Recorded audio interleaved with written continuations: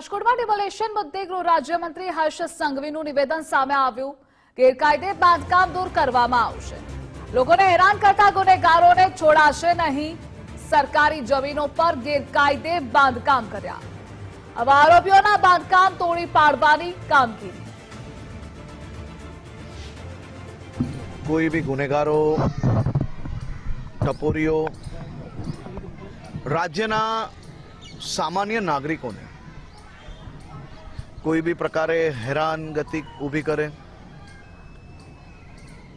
कोई भी प्रकारे कायदो तोड़े अने आ कायदो तोड़नार गुनाहो करनार गुनेगारो राज्यना सामान्य नागरिकोना हितमां सुरक्षित रखायेली जग्याओं पर कब्जो करे अने ए कब्जाओं पर कोई के